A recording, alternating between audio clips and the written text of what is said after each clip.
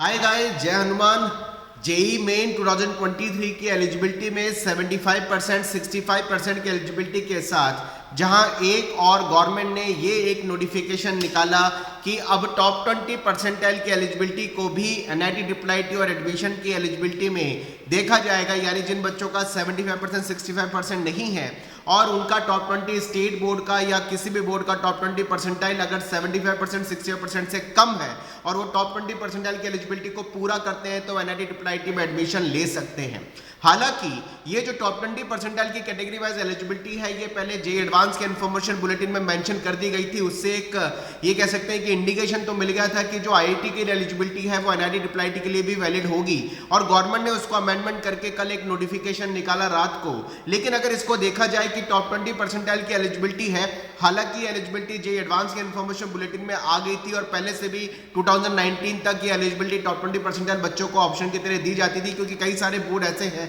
जहां पर 75% या 60% की एलिजिबिलिटी तक पहुंच पाना बहुत टफ टास्क होता है और सारे बोर्ड को एक लेवल पे लाने के लिए एलिजिबिलिटी में कॉमन ग्राउंड बनाने के लिए टॉप 20 परसेंटाइल का एक ऑप्शन स्टूडेंट्स को दिया जाता है। लेकिन अगर देखा जाए तो जो आईआईटी के लिए टॉप 20 परसेंटाइल की गवर्नमेंट ने बात बोली वो एनआईटी के लिए अब अमेंडमेंट दे दी, तो ये थोड़ी सी कोई ऐसी ये कह नहीं सकता कि गवर्नमेंट ने अपनी ही चीज को क्लियर किया है कि आईआईटी के लिए एलिजिबिलिटी रख दी तो एनआईटी के लिए होगी, क्योंकि कॉमन प्लेटफॉर्म काउंसलिंग का होता है। लेकिन अब गवर्नमेंट को यह सोचना बहुत ज्यादा जरूरी सा हो गया है कि इंडिया के अंदर कई सारे ऐसे स्टेट बोर्ड में Bihar board, Jharkhand board, UP board, Maharashtra board,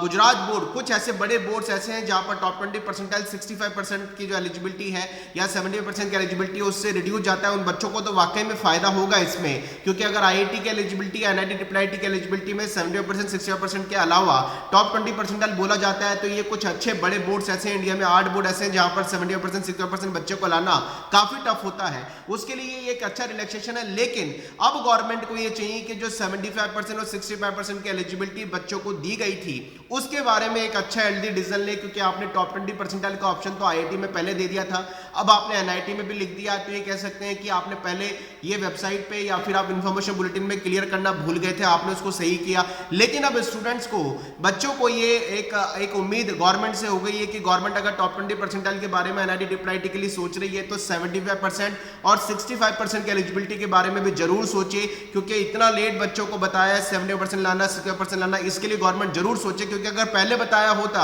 तो 2021 और 2022 वाले बच्चे इंप्रूवमेंट के लिए अप्लाई कर चुके होते, या फिर इतना अब जिन बच्चों के बोर्ड्स के एग्जाम चालू हो रहे हैं उनके लिए भी गवर्नमेंट को सोचना होगा कि 70% और 60% की एलिजिबिलिटी को रिलैक्स कर दिया जाए या फिर उसको रिमूव कर दिया जाए। इस बारे में भी अब हेल्दी डिसीजन लेना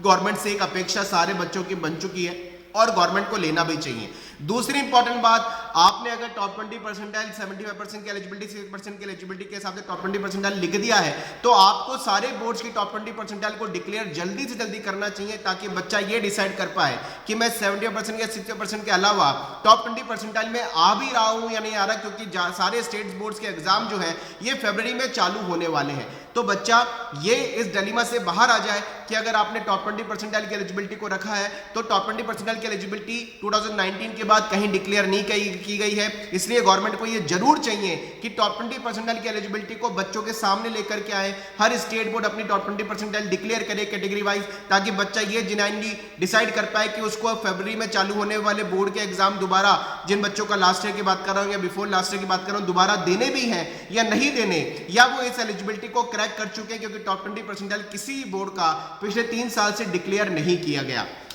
एक और इंपॉर्टेंट बात, बच्चे मुझे ये नोटिस भेज रहे हैं, वो लिख रहे हैं कि यहाँ पर जो एनआईटी ट्रिपल आईटी और जीएफटीआई लिखा है उसमें ये मेंशन किया गया है कि टॉप 20 परसेंटाइल सीएसएबी के थ्रू मिलने वाली काउंसलिंग से मिलेगा। ये सीएसएबी काउंसलिंग वर्ड नहीं है, आप ध्यान से देखिएगा। इन्होंने बोला है कि एनआईटी ट्रिपल आईटी और जीएफटीआई जो कि सीएसएबी से मिलते हैं, सीएसएबी काउंसलिंग का नाम नहीं है यहाँ पर जो मेंशन है। वैसे सीएसएबी काउंसलिंग अलग से होती है, लेकिन ये सीएसएबी एक गवर्नमेंट ऑटोनोमस बॉडी है जो कि एनआईटी ट्रिपल आईटी और जीएफटीआई में एडमिशंस के रूल्स एंड रेगुलेशंस को बनाती है। तो ये मेंशन ये किया गया है कि सीएसएबी ने ये रूल बनाया है कि टॉप 20 परसेंटाइल को भी एलिजिबिलिटी की तरह काउंट किया जाएगा। यानी सीएसएबी ने जो रूल बनाया है ये जोसा काउंसलिंग के ऊपर भी एप्लीकेबल है, ये सीएसएबी काउंसलिंग के लिए भी ऊपर एप्लीकेबल है। आप इससे कंफ्यूज मत होइएगा कि ये जोसा काउंसलिंग के लिए ऊपर एप्लीकेबल होगा नहीं होगा। अब ये बच्चों को संशय हो गया, क्योंकि जब इंफॉर्मेशन बुलेटिन रिलीज हुआ था वहां पर 75% और 65% की एलिजिबिलिटी जो सीएसएबी से लिखी थी, वहां भी बच्चों को कंफ्यूजन आया था कि जोसा के लिए एप्लीकेबल है या नहीं।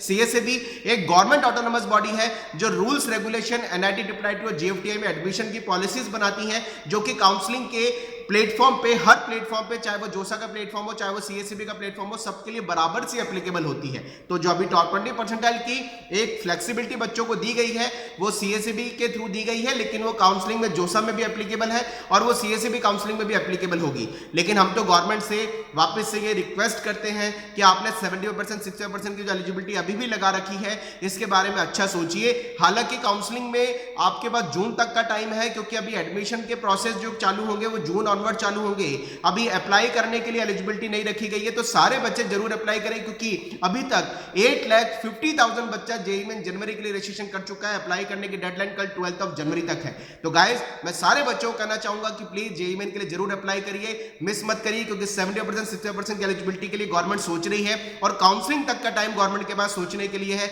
जिसका हेल्थ डिसीजन गवर्नमेंट को लेना चाहिए। हमने वापस से एचआरडी मिनिस्टर को, पीएमओ को, ऑनरेबल एजुकेशन मिनिस्टर को, आईआईटी गुवाहाटी को, डीजी एनटीयू को ट्वीट किया है कि आपने, थैंक यू, आपने ये क्लियर किया कि एनआईटी ट्रिपल आईटी के लिए भी 70% के अलावा टॉप 20 एलिजिबिलिटी मानी जाएगी, टॉप 20 परसेंटाइल की एलिजिबिलिटी मानी जाएगी, लेकिन 70%, 60% की एलिजिबिलिटी को रिलैक्स किया जाए बच्चों के लिए। इस बारे में आप अच्छे तरीके से सोचिए, क्योंकि ये तो आईआईटी के इन्फॉर्मेशन बुलेटिन में आपने लिख दिया था जो सेल्फ अंडरस्टूड था कि एनआईटी के लिए भी लगने वाला है, लेकिन आपने लिख करके थोड़ा उस पर क्लैरिटी ला दी, एक अच्छी बात है। लेकिन अब टॉप 20 परसेंटाइल के अलावा 70%, 60% की एलिजिबिलिटी को सोचा जाए, जिसका हमने ट्वीट किया है। ट्वीट का लिंक आपको यहाँ पर दे रहे हैं, प्लीज इसको रीट्वीट करिए ताकि गवर्नमेंट तक ये बात जाए कि आपने सोचा हमारे लिए, एनआईटी ट्रिपल आईटी के लिए भी लगाया टॉप 20 परसेंटाइल, तो आप 70%, 60% की एलिजिबिलिटी के बारे में अच्छे तरीके से सोचें ताकि बच्चा पढ़ाई पे और अच्छा फोकस कर पाए। चलिए गाइस, मिलते रहेंगे करियर के सारे अपडेट के साथ। चैनल पर नए हैं तो जरूर सब्सक्राइब कर लें। Wish you all the best. जय Hanuman. Thank you very much. Bye bye.